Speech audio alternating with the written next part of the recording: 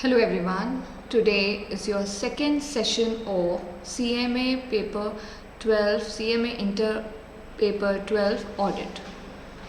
आपके मैं फिर से आपको याद दिला दूँ, आपका CMA इंटर पेपर 12 है company accounts and audit, and I am CS Shweta who is going to take your part B audit, right. अब ये 50 मार्क्स का जो पार्ट बी ऑडिट है ये बहुत ही ज़्यादा इंटरेस्टिंग भी है, एट द सेम टाइम बहुत ही ज़्यादा स्कोरिंग भी है, जैसे मैंने आपको लास्ट सेशन में बताया था। अब लास्ट सेशन में हमने क्या क्या कवर किया था आप यहाँ देख सक रहे होंगे। हमने यूनिट 1 जो आपका स्टडी नोट 6 है उसका यूनिट 1 जो है वो है auditing concepts, right. Last class में हमने देखिए, मैंने आपको याद होगा तो आपकी स्टडी मटेरियल आपको दिखाई थी, आप यहाँ देख सक रहे होंगे। ये आपकी स्टडी मटेरियल है कंपनी अकाउंट्स एंड ऑडिट की, स्टडी नोट्स हैं आपके। जो स्टडी नोट आपका पार्ट बी ऑडिट में कवर होता है वो है study note 6 and study note 7। So there is nothing which is out of syllabus, ऐसा कुछ भी नहीं है जो घबराने वाली बात है। देखिए स्टडी नोट 6 में आप क्या देख रहे हैं, स्टडी नोट 6 क्या है, ऑडिटिंग कॉन्सेप्ट्स, वही मैं आपका ले रही हूँ स्टडी नोट 6 ऑडिटिंग कॉन्सेप्ट्स, और मैं आपका उसका यूनिट 1 ले रही हूँ, दैट इज़ 6.1, ठीक है ना। तो जो भी मैं आपको पढ़ाती हूँ मैं आपको साथ साथ आपके स्टडी मटेरियल में भी दिखा देती हूँ, सो डैट आपको किसी भी तरीके से ऐसा ना हो कि आपको लगे चलो नोट्स तो हो गए अब स्टडी मटेरियल देखी जाए, और स्टडी मटेरियल देख रहे हैं तो ऐसा लग रहा है अरे ये चीज़ें तो कवर ही नहीं कराई गई हैं। तो ऐसा कुछ भी नहीं होने वाला है, जो जो हम पढ़ेंगे अपने PDF से वही मैं आपको क्रॉस चेक कराती रहूँगी आपके स्टडी मॉड्यूल से, ठीक है। तो if we go back to our PDF, so you can see here auditing concepts. तो जैसे कि शुरुआत है हम ऑडिटिंग के बेसिक चीज़ों के बारे में बात करेंगे। ऑडिटिंग कॉन्सेप्ट्स में जो पहला टॉपिक है वो है इवोल्यूशन ऑफ ऑडिट, और इसके बारे में हमने लास्ट क्लास में बात करी थी। तो यहाँ आप देख रहे हैं जैसे इवोल्यूशन ऑफ ऑडिट में हमने ये सारी बातें हम कर चुके हैं। उसके बाद जो हम बात कर रहे हैं वो है डेफिनेशंस के बारे में, ये भी हम बात कर चुके हैं। मीनिंग ऑफ ऑडिट भी हम बात कर चुके हैं, एसेंशियल फीचर्स ऑफ ऑडिटिंग भी हम बात कर चुके हैं। आज जो हमें बात करनी है वो है nature of auditing. Today we got to talk about the nature of auditing. तो मैं आपके लिए आपकी PDF ओपन करती हूँ, और इससे पहले कि मैं आपको आगे बढ़ूँ नेचर ऑफ ऑडिटिंग में, मैं आपको एक क्विक रिव्यू दे देती हूँ कि रिव्यू में हमने बात करी थी what you understand by audit, what is the basic meaning of audit, who is eligible to do audit, right. क्या क्या डेफिनेशन थी जो ICAI ने दी थी ऑडिटिंग की, क्या क्या डेफिनेशन थी जो स्टैंडर्ड्स ऑन ऑडिटिंग के हिसाब से थी अबाउट ऑडिट, राइट। और मैंने आपको कुछ टिप्स भी दिए थे लास्ट क्लास सेशन में कि आपको कैसे लर्न करना है, ओके। तो आज जो हमने स्टार्ट करना है वो नेचर ऑफ ऑडिटिंग से है। So let's get start with the nature of auditing. So as you can see your PDF, here evolution of audit is done, definition is done, meaning of audit is done, essential features also we have done. Today we got to start from nature of auditing. तो यहाँ पे देखिए auditing has generally been associated with only accounting and financial records. तो यहाँ पे basically बोल रहे हैं कि जो auditing है वो accounting और financial records से ही related है। Thus, International Auditing and Assurance Standard Board defines the term auditing as the objective of an audit of financial statement is to enable the auditor to express an opinion whether the financial statements are prepared in all matter respects in accordance with an identified financial reporting framework. Now listen to this very very carefully. यहाँ पहली line तो कह रही है कि जो nature है auditing का वो that is associated with only accounting and financial records. So somehow we feel that why the auditing is only related to financial records, why is it written that it is only related to financial records, but it is written here because जो auditing की शुरुआत है वो financial records check करने से ही हुई थी। तो जब भी ऑडिटिंग की बात आती है जो पहली चीज़ हमारे माइंड में आती है वो आती है फाइनेंशियल रिकॉर्ड्स। लेकिन जो अब ऑडिट का स्कोप है वो बहुत बढ़ चुका है। अब खाली फाइनेंशियल चेक करने नहीं जाते, कॉस्ट ऑडिट भी होती है जो CMS करते हैं, लीगल ऑडिट, सेक्रेटरियल ऑडिट भी होती है जो कंपनी सेक्रेटरीज करते हैं। तो ऑडिट का जो टाइप्स हैं, there are lot of types of audit जो हम आगे जाके बात करेंगे। तो यहाँ कह रहे हैं लेकिन generally been associated with financial records. और इंटरनेशनल ऑडिटिंग एश्योरेंस बोर्ड क्या बोलता है, ऑडिट को क्या डिफाइन करता है, जो मेन ऑब्जेक्टिव ऑडिट करते टाइम फाइनेंशियल स्टेटमेंट्स का, वो क्या होता है, that enables the auditor to express an opinion. तो बेसिकली ऑडिटर क्या करता है, वहाँ जाता है, चेक करता है, अपना ओपिनियन एक्सप्रेस करता है, और उस ओपिनियन में वो क्या बताता है, वेदर कि क्या फाइनेंशियल स्टेटमेंट जो प्रिपेयर करे गए हैं सारे मटेरियल रिस्पेक्ट्स में जो इंपॉर्टेंट चीज़ें हैं, क्या वो फाइनेंशियल रिपोर्टिंग फ्रेमवर्क के हिसाब से करी गई हैं। तो उस फाइनेंशियल रिस्पेक्ट्स के हिसाब से आपके फाइनेंशियल स्टेटमेंट्स बने गए हैं या नहीं, ये मेन काम ऑब्जेक्टिव होता है ऑडिटर का, चेक करने का। Similarly, MODS defines auditing as being concerned with the verification of accounting data with determining accuracy and reliability of accounting statement and reports। तो यहाँ कह रहे हैं MODS भी कहीं ना कहीं यही बात कह रहे हैं कि auditing is concerned with the verification, verify करना। Auditing concerns with the verification. You can see your book. So MODS क्या बोल रहे हैं, that auditing is concerned with the verification of accounting data with determining, उसकी accuracy और reliability check करने के लिए अकाउंटिंग स्टेटमेंट्स को, तो इसलिए हम उसकी वेरिफिकेशन करते हैं अकाउंटिंग डेटा की। The emphasis is clearly on verification of accounting data.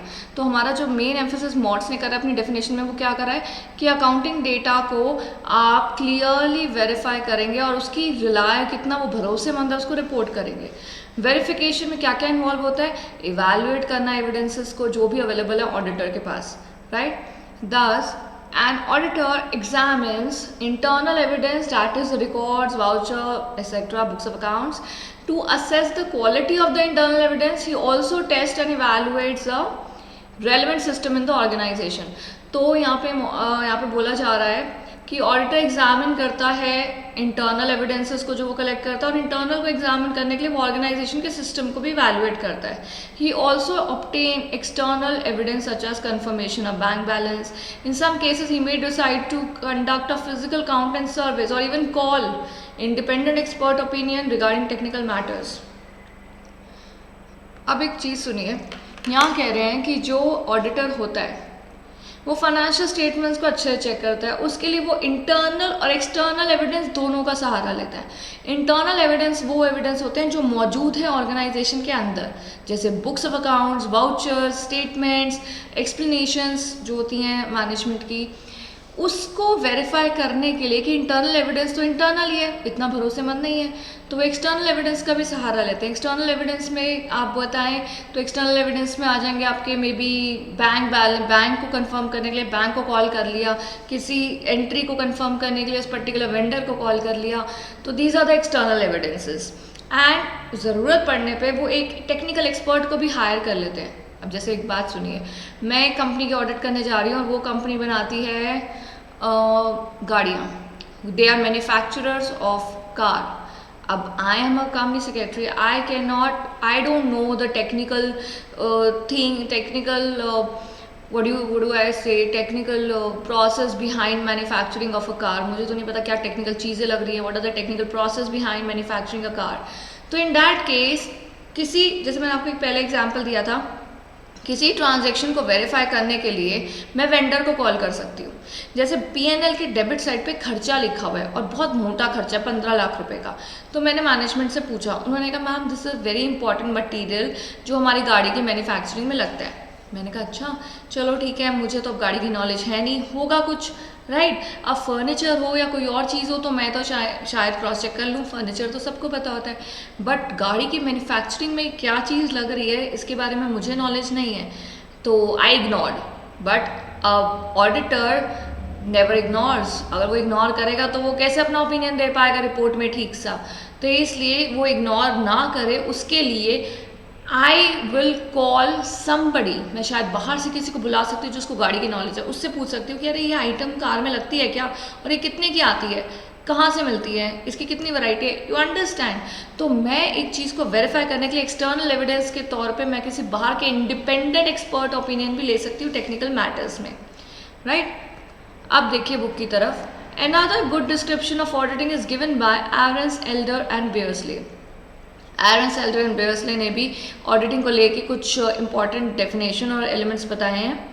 According to them auditing is the accumulation and evaluation of evidence. तो ये कहते हैं एक्यूमुलेशन मतलब इकट्ठा करना, इवैल्यूएट मतलब कि उसको फिर अच्छे से एनालाइज करना एविडेंस को, about information to determine and report on the degree of correspondence. तो पहले तो जो जो इन्फॉर्मेशन है उसको मद्देनजर रखते हुए उसको एक्यूमुलेट किया जाता है और उसके एविडेंस कलेक्ट कर जाते हैं, उनको एवेलुएट किया जाता है और फिर जो भी क्राइटेरिया है उसके हिसाब से मैच किया जाता है और फिर अपना ओपिनियन देता है auditor. Auditing should be done by competent independent person. यहाँ देखिए क्या लिखा है, auditing should be done by competent independent person. तो दिस इज़ वेरी इंपॉर्टेंट कि जो टेक्निकल जो पर्सन है जो ऑडिट कर रहे हैं he should be independent and competent. Competent का मतलब होता है कि वो कॉम्पिटेंट, ऐसा नहीं है कि कोई भी उठ के ऑडिट कर ले, नहीं। फाइनेंशियल ऑडिट के लिए सिर्फ चार्टर्ड अकाउंटेंट्स ही हैं जो एलिजिबल हैं टू डू ऑडिट। इस डेफिनेशन में कुछ पॉइंट सामने आ रहे हैं जैसे आप देख रहे हैं। The information under audit need not necessarily भी अकाउंटिंग इन्फॉर्मेशन। इन्फॉर्मेशन वेरीफिएबल होनी चाहिए, मतलब उसको वेरीफाई कर सकते हैं फिर चाहे वो कोई भी इन्फॉर्मेशन हो। They should be standard. तो यहाँ पे एरन्स, एल्डर एंड बेयर्सले कहते हैं कि उनकी डेफिनेशन में ये देखा गया कि वो बोलना चाह रहे हैं कि आपको जो भी इन्फॉर्मेशन आप वेरीफाई कर रहे हैं वो उसका कोई क्राइटेरिया रखिए कि उसको कैसे इवेलुएट करना है। Auditor should not only be a competent person, खाली मतलब कम्पिटेंसी तो चाहिए ही चाहिए, वो सीए होना चाहिए, पर वो इंडिपेंडेंट मेंटल एटीट्यूड का होना चाहिए। ऐसा नहीं है कि कोई भी कंपनी का कोई एम्प्लॉय उठ के ऑडिट कर रहा है, नहीं, वो तो डिपेंडेंट है कंपनी पे। डिपेंडेंट नहीं, इंडिपेंडेंट इंसान होना चाहिए। इंडिपेंडेंट मतलब कि उसका कंपनी से कोई लेना देना नहीं होना चाहिए। उसके बाद अगर आपको ये नेचर और एरन्स, एल्डर एंड बेयर्सले की डेफिनेशंस पता चली हैं तो हम अगले टॉपिक पे बढ़ते हैं, वो है स्कोप ऑफ ऑडिटिंग। ऑडिटिंग का क्या क्या स्कोप है। सबसे पहले तो ये जानने की ज़रूरत है कि स्कोप का मतलब क्या होता है। आप एक सीएमए बन गए, आप एक प्रोफेशनल हैं, ठीक है, कॉस्ट में आपने एक अच्छा प्रोफेशनल कोर्स किया हुआ है, तो आप cost audit, cost assessment, cost valuation, ये सब चीज़ों में आपका स्कोप है। You want be able to design any building. आप कोई आर्किटेक्ट या फिर कोई इंजीनियर थोड़ी ना, आपका वहाँ तो स्कोप ही नहीं है। तो स्कोप का मतलब क्या होता है? स्कोप का मतलब है कि ये चीज़ हमारी कहाँ कहाँ किस किस दायरे में हम लोग इस चीज़ पे काम कर सकते हैं। हम लोग जैसे एक ऑडिटर है, उसका क्या स्कोप है, वो क्या क्या चीज़ें कर सकता है। बेशक वो ऑडिटर है पर वो कंपनी की कोई डिसीजन मेकिंग थोड़ी ना कर सकता, वहाँ पर उसका कोई स्कोप नहीं है, तो वो अपने दायरे और अपने स्कोप में रह के ही काम कर सकता है। सो अगला टॉपिक जो हमारा है वो है scope of auditing.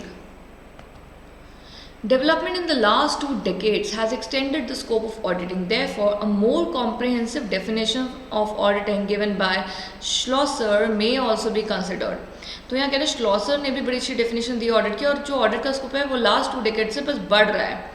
According to him, auditing is a systematic examination of financial statement, records and related operation to determine adherence to generally accepted accounting principle, management policy or stated requirements. ये definitions तो हम बहुत पढ़ते हैं, लेकिन इन definitions को एक बार समझने की भी ज़रूरत है ना, राइट? अगर आप यहाँ देखेंगे तो if I show you this, listen, यहाँ पे श्लॉसर कहते हैं कि एक सिस्टमैटिक एग्जामिनेशन है किसका?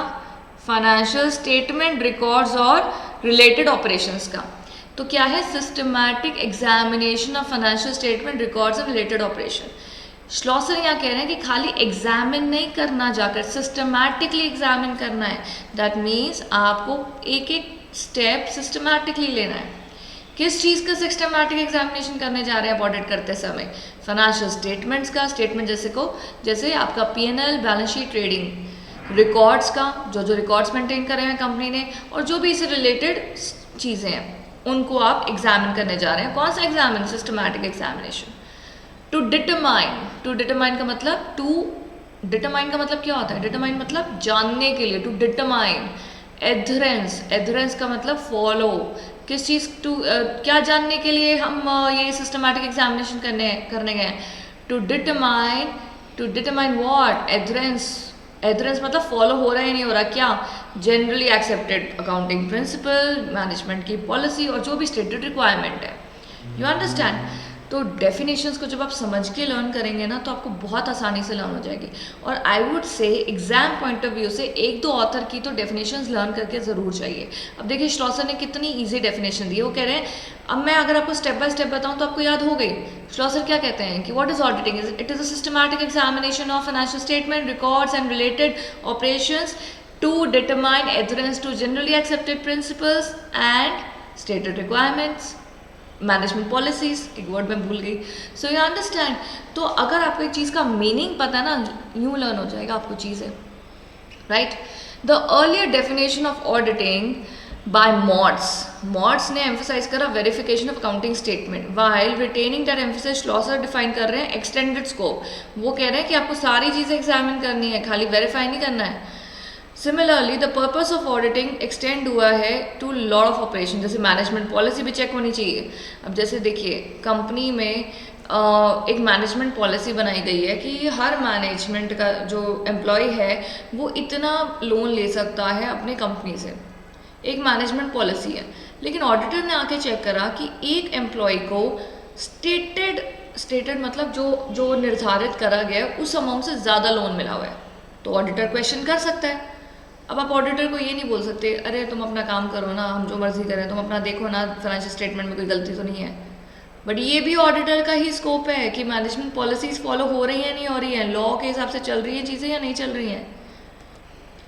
This where as the previous definition mainly cover MORS, independent professional audit. Schlossler definition also covers cost audit, internal audit, government audit, management audit, operational audit and the like. तो यहाँ कह रहे हैं श्लॉसर ने अपनी auditing definition में काफ़ी चीज़ें कवर करी हैं, राइट। उसके बाद as per standards on auditing, on objectives and scope of audit of financial statements, the scope of an audit of financial statement will be determined by auditor having regard to the terms of engagement. तो standards on auditing कहते हैं कि आपका scope कहाँ तक है वो आपके एंगेजमेंट लेटर में लिखा हुआ है। अब एंगेजमेंट लेटर क्या होता है? एंगेजमेंट लेटर होता है वो लेटर जब हम साइन करते हैं, जैसे आपकी कंपनी ने मुझे हायर करा ऑडिटर, तो मैं आपकी कंपनी के साथ एक कॉन्ट्रैक्ट साइन करूँगी, तो that will be the engagement letter, audit engagement letter. तो उसमें जो जो बातें लिखी हैं कि मुझे क्या क्या करनी है वो मेरा स्कोप है। जो ICAI द्वारा बताया गया, chartered accountants of institute of chartered accountants of India, वो मेरा स्कोप में आता है। Of course the terms of engagement can not restrict the scope of audit.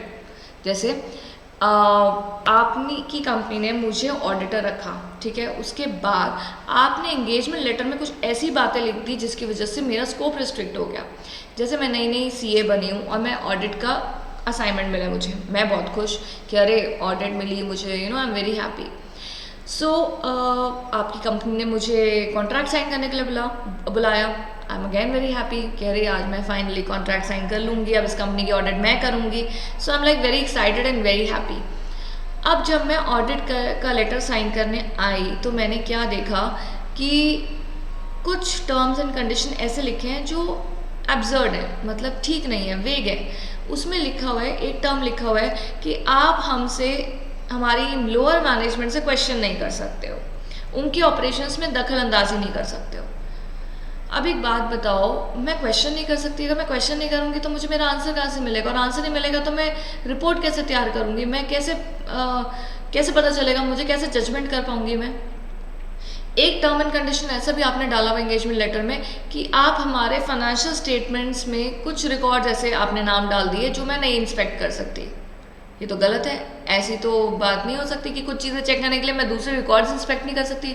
अगर सारे रिकॉर्ड्स मैं नहीं इंस्पेक्ट कर पाऊंगी तो फिर मैं कैसे ऑडिटिंग कर पाऊंगी, राइट। तो ये तो मेरा स्कोप रिस्ट्रिक्ट करने वाली बात हो गई। वेयरएज ICAI कहता है कि ऑडिटर के पास, ऑडिटर का स्कोप बहुत वाइड है, वो ऑडिट करते समय हर चीज़ चेक कर सकता है अपने जजमेंट को, अपने जजमेंट बनाने के लिए। और अगर आप एंगेजमेंट लेटर के थ्रू, कॉन्ट्रैक्ट के थ्रू अगर स्कोप रिस्ट्रिक्ट करने की कोशिश करोगे तो ऑब्वियसली ये तो गलत चीज़ है। तो स्टैंडर्ड्स ऑन ऑडिटिंग यही बात कर रहा है पूरे यहाँ पे आपके डेफिनेशन में। The auditor's work involves exercise of judgement, for example in deciding the extent of audit procedure, reasonableness of judgement, estimates made by management in preparing financial statement. हर चीज़ के लिए ऑडिटर को सिर्फ जजमेंट ही करनी पड़ती है, और जजमेंट करने के लिए उसको सारी चीज़ें चाहिए, और अगर आप उसको रिस्ट्रिक्ट करेंगे तो ये चीज़ गलत है, राइट। मैंने अब ये फॉर्म ले आई बिकॉज उस फॉर्म में आई थिंक आपके कुछ चीज़ें जूम आउट हो रही थी, आपको दिख नहीं रही थी. So here it is scope of auditing. तो हमने स्कोप ऑफ ऑडिटिंग के बारे में बात कर ली है. अगला जो हमारा टॉपिक है that is auditing and accounting related. ओहो, I am really so sorry. हाँ, auditing begins where accounting ends. That is a very beautifully said कि जहाँ अकाउंटिंग खत्म होती है वहीं ऑडिटिंग स्टार्ट्स होती है. But they are different from each other. तो जो basic difference between accounting and auditing है वो आप एक बार देखिए. ये एग्जाम पॉइंट ऑफ व्यू से बहुत इंपॉर्टेंट है और ये आपकी स्टडी मटेरियल में से ही लिया गया, राइट. तो you can C I would zoom to little higher so that you can properly see, right. Yes, so this table, according to this table, अगर आप यहाँ देख रहे हैं तो यहाँ अगर आप देख रहे हैं सो अकाउंटिंग और ऑडिटिंग का क्या डिफरेंस है. तो अगेन ये जो मैं आपको बता दूं, ये जो आपका अकाउंटिंग ऑडिटिंग है ये आपके स्टडी मटेरियल से ही लिया गया है. इस वाले स्टडी मटेरियल से जो हम यहाँ पे देख चुके थे, इस स्टडी मटेरियल से आपका अकाउंटिंग ऑडिटिंग लिया गया है.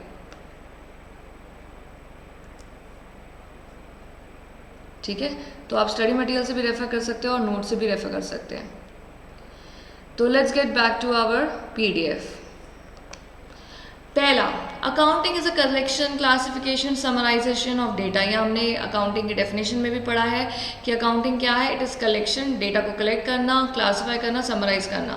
ऑडिटिंग क्या है? ऑडिटिंग में ये होता है एनालाइज करना. आपने स्टेटमेंट्स तो बना लिए, कलेक्ट, समराइज सब कर लिया, रिकॉर्ड कर लिया. उसके बाद अब एनालाइजेशन जो है वो ऑडिटिंग के अंदर आता है. Analytical and critical examination of books of account, financial statement, financial records. Accounting is recording of transaction at the time of occurrence. लेकिन ऑडिटिंग क्या होता है? Postmortem examination of recorded transaction. समझ रहे हैं? अकाउंटिंग होता है ट्रांजेक्शन को रिकॉर्ड करना और ऑडिटिंग होता है इन्हीं ट्रांजेक्शन का पोस्टमार्टम करना, मतलब वेरीफाई करना. तीसरा, it measures the business events in monetary terms, records them and communicates the financial statement, financial results to financial statement. So accounting में क्या होता है? हम business को monetary terms में लेते हैं, उसको बनाते हैं और फिर interested party को circulate करते हैं. ऑडिटर क्या करता है? ऑडिटिंग में रिव्यू करा जाता है फाइनेंशियल रिकॉर्ड का और ओपिनियन बनाया जाता है कि क्या कितने भरोसेमंद है फाइनेंशियल स्टेटमेंट्स. चौथा, primary responsibility is the management towards the share holder owners. तो बेसिकली फाइनेंशियल स्टेटमेंट्स बनाए जाते हैं उन सब के लिए जो इस ऑर्गेनाइजेशन में इंटरेस्टेड है, शेयर होल्डर, मैनेजमेंट एक्सेट्रा. लेकिन auditing is done by an independent person और उसका जो मेन मकसद होता है वो होता है उस फाइनेंशियल स्टेटमेंट को रिव्यू करना और अपना ओपिनियन देना कि स्टेटमेंट ठीक भी है या नहीं.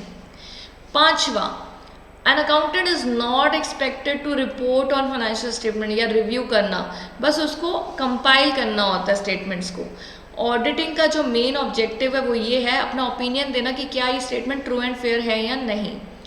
अकाउंटेंट वर्क्स अंडर मैनेजमेंट, लेकिन जो ऑडिटर होता है वो इंडिपेंडेंट पर्सन है, वो बाहर से आया है. अकाउंटिंग में कोई ऐसी लायबिलिटी नहीं है, लेकिन ऑडिटिंग में लायबिलिटी है. अगर तुमने गलती नहीं निकाली और कल को गलती मिल गई तो तुम्हारी लाइसेंस तक कैंसिल हो सकता है. Maintenance of accounts may not be mandatory for small individuals or partnership firm. Example under section 44A of Income Tax Act, but could be mandatory under other laws. लेकिन audit could be exempt for various individual. तो यहाँ कह रहे हैं कि जो accounting है वो कुछ केसेस में मैंडेटरी नहीं है और ऑडिटिंग कुछ केसेस में एग्जाम्प्ट भी हो जाती है. अकाउंटिंग इंडियन अकाउंटिंग स्टैंडर्ड्स के हिसाब से होती है और auditing is done by standards on auditing, जो SA हमने ऊपर जिसकी डेफिनेशन पढ़ी थी, राइट. तो देयर आर सर्टेन डिफरेंस. यहाँ पे 9 डिफरेंस है. इतने मार्क्स का तो आपका क्वेश्चन भी नहीं आएगा. अगर क्वेश्चन 5 नंबर का आता है, सबसे पहले आपने डिफरेंस दिया उनकी डेफिनेशन का, कौन करता है, लायबिलिटी किसकी कितनी है, आप किसके अंडर काम करते हैं, आप ये जो कर रहे हैं अकाउंटिंग वो किसके लिए कर रहे हैं, ऑडिटिंग किसके लिए कर रहे हैं. तो there are lot of difference between which can be made and it's very easy and very important from the exam point of view. तो अकाउंटिंग और ऑडिटिंग में क्या डिफरेंस है, आई होप आपको क्लियर हो गया. अकाउंटिंग का मतलब होता है सिर्फ ट्रांजेक्शन्स को बनाना, सिर्फ रिकॉर्ड करना, ठीक है. और जो आपका ऑडिटिंग है that is the postmortem of the accounting records, मतलब रिकॉर्ड्स को चेक करना, वेरीफाई करना, इवैल्यूएट करना, एनालाइज करना। उसके बाद है आपका auditor. The person conducting the audit is known as auditor. तो जो ऑडिट कर रहा है उसको क्या बोलते हैं हम लोग? Auditor. To be an auditor the person should be professionally qualified. तो यहाँ कह रहे हैं ऑडिटर होने के लिए आपको प्रोफेशनली क्वालिफाइड होना है। फॉर एग्जाम्पल कंपनीज अकाउंट 2013 कहते हैं only chartered accountants who are professionally qualified and possess certificate of practice. वो चार्टर्ड अकाउंटेंट नहीं जो कंपनी में काम कर रहा है, वो जिसकी प्रैक्टिस चल रही है वही सिर्फ आपकी ऑडिट कर सकता है। एक सक्सेसफुल ऑडिटर जो होता है, जस्ट अ सेकेंड, एक सक्सेसफुल ऑडिटर जो होता है उसमें ये सारी क्वालिटीज़ मौजूद होनी चाहिए। क्या क्या? मतलब आप ये मानिए कि कल को अगर आप ऑडिट करते हैं तो आप में ये सारी क्वालिटीज़ होनी चाहिए। देखिए, आप क्वालिफाइड तो होने चाहिए, ये तो ऑब्वियस बात है। और क्या क्या क्वालिटीज़ चाहिए? Auditor should have a sound knowledge of various disciplines associated with audit such as accountancy, तो नॉलेज होनी चाहिए। इकोनॉमिक्स, मैथमेटिक्स एक्सेट्रा, ये बेसिक चीज़ों के बारे में भी ऑडिटर को नॉलेज होनी चाहिए। As per standards on auditing on basic principles governing an audit issued by ICAI, an auditor must possess the integrity and be objective and independent in his approach। यहाँ कह रहे हैं स्टैंडर्ड्स ऑन ऑडिटिंग ये कहता है कि एक auditor में जो बेसिक इंटीग्रिटी और ऑब्जेक्टिविटी होनी चाहिए। इंटीग्रिटी मतलब सबको साथ लेके चलना, और उसमें खुद भी इंडिपेंडेंस होनी चाहिए। ये नहीं कि अरे इस कंपनी ने तो मुझे फीस देनी है, छोड़ो ना, इनकी गलती क्या निकाली। नहीं, आपको गलतियाँ निकालने के लिए ही बुलाया गया है, तो आपका जो माइंडसेट है वो ऐसा ही होना चाहिए। तीसरा, the auditor must have knowledge of the general principle of law governing the auditing enterprise. Yes, तो जैसे यहाँ पे एग्जाम्पल के तौर पे भी दिया गया कि अगर आप किसी बैंकिंग कंपनी को ऑडिट करने जा रहे हैं तो बैंकिंग कंपनी पे क्या क्या कानून लग रहा है वो भी आप पहले समझ के जाएं ऑडिट करने से पहले, क्योंकि आपको कानून भी पता होना चाहिए ऑडिटी कंपनी का। अच्छा, ये वर्ड देख रहे हैं आप, ऑडिटी एंटरप्राइज। अब देखिए क्या है ना, सपोज आपकी कंपनी ने मुझे हायर किया ऑडिटर, मैं ऑडिटर और आप क्या हो गए? ऑडिटी, या फिर मेरे क्लाइंट, या फिर simply you can say company who has appointed the auditor. तो जब जो कंपनी ऑडिटर को रखती है वो कंपनी कहलाई जाती है ऑडिटी, राइट। आगे देखिए, an auditor should also have an understanding of the special features which are peculiar to which are peculiar to a particular business. SA 300 revised and SA 310 issued by ICAI lays down the principle in this regard। तो auditor कह रहे हैं कि उसको understanding होनी चाहिए कुछ special features के लिए भी जो एक पर्टिकुलर बिजनेस के लिए रिक्वायर्ड है। जैसे मैंने बताया कि मैं ऐसी कंपनी की ऑडिट करने जा रही हूँ जो कंपनी गाड़ी बनाती है, तो मैं उसकी बेसिक नॉलेज भी लेके जाऊँगी उस कंपनी की, कंपनी क्या है। ऐसे थोड़ी ना सीधा ऑडिट करने चली जाऊँगी। Though technical knowledge is necessary to conduct an audit, only those persons who have technical knowledge is backed by human qualities can prove to be successful auditors। यहाँ कह रहे हैं कि नॉलेज होना तो बहुत ज़्यादा ज़रूरी है फॉर श्योर, लेकिन आप जिस भी कंपनी के ऑडिट करने जा रहे हैं उस कंपनी की नॉलेज, उसके टेक्निकल चीज़ों की नॉलेज और आपका एक बेसिक नेचर, बहुत इंटेलिजेंट है आप, हर चीज़ की अच्छी नॉलेज है आपके पास, लेकिन आपकी बेसिक नेचर और बेसिक क्वालिटी अगर आपकी ऐसी है कि सामने वाले को धोखा देना या रिश्वत लेना एक वाली क्वालिटी आपकी, तो आप एक अच्छी ऑडिटर कभी नहीं बन सकते। आज तो आप बेशक ब्राइब ले लोगे। जैसे मैं आपको एक एग्जांपल देती हूँ, मैं आपकी कंपनी में ऑडिट करने गई, वहाँ मुझे एक बहुत बड़ा फ्रॉड मिला, ठीक है, मुझे एक बहुत बड़ा फ्रॉड मिला जिसको छुपाने के लिए मैंने आपके मैनेजमेंट से ब्राइब लिया। आज तो मैंने ब्राइब ले लिया, रिपोर्ट भी ठीक बना दी, लेकिन कल का क्या? एक दिन अगर तुम्हारी कंपनी किसी स्कैम में फंस गई तो सबसे पहले मेरा ही लाइसेंस कैंसिल होगा, right. In case of London and General Bank, Lord Justice Linde said that an auditor must be honest. That is, he must not certify what he does not believe it to be true, and must take reasonable care and skill before he believes that what he certifies is true. You understand, this line is so beautiful. This line says कि आपको कुछ भी ऐसा certify नहीं करना। Certify मतलब कुछ भी ऐसा साइन करके नहीं दे देना जब तक कि आप मान और समझ ना लें कि ये चीज़ सच्ची है, और तब तक किसी चीज़ को सच ना माने जब तक आप उसको कुछ भी सर्टिफिकेशन आपको नहीं मिलता। कुछ भी सर्टिफाई करने से पहले आप अपने पूरे स्किल और जजमेंट का इस्तेमाल करिए। ये मत सोचिए कि अरे ठीक है ना, साइन करो, ये कंपनी ठीक है या ये इन्होंने ठीक करा है। नहीं, कल को कुछ पकड़ा जाएगा तो बात आपके ऊपर आ सकती है। So you have to take a reasonable care. आपको बिल्कुल हर चीज़ का अच्छे से ध्यान देना है। कुछ भी सुनिश्चित करने से पहले, कुछ भी सर्टिफाई करने से पहले, कुछ भी क्लेम करने से पहले, कुछ भी बोलने से पहले, कोई भी जजमेंट देने से पहले और कोई भी रिपोर्ट बनाने से पहले, you have to use your skills to satisfy yourself first कि जो मैं बोल रहा हूँ या जो मैं बोल रही हूँ, जो हम कर रहे हैं वो बिल्कुल सही है। ठीक है, तो अगर आप अपनी वापस से स्टडी मटेरियल पे आएंगे, then I would show you your study note 6 and I'll show you what all topics we have covered.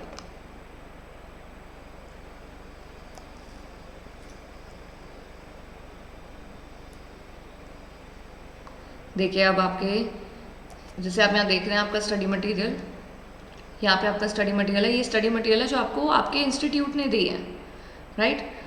I have to take out the auditing portion, it is taking time, just 2 minutes time.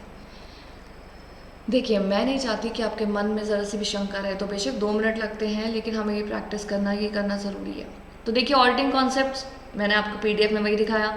Nature scope, evolution के बारे में हमने बात कर ली, definitions के बारे में बात कर ली है, मीनिंग, एसेंशियल फीचर, नेचर के बारे में बात कर ली हमने, स्कोप ऑफ ऑडिटिंग के बारे में बात कर ली है, difference between accounting and auditing we have done, auditor कौन होता है उसके बारे में बात कर ली है हमने। तो अगला जो हमारा टॉपिक है वो है ऑडिट एंड इन्वेस्टिगेशन, राइट। तो आप यहाँ देख रहे होंगे, मैं बस जूम कर देती हूँ आपकी बुक आपको। तो जो अगला टॉपिक है हमारा वो है ऑडिट एंड इन्वेस्टिगेशन। तो इतनी सारी बातें हमने इस यूनिट में ऑलरेडी कर ली हैं, ठीक है ना।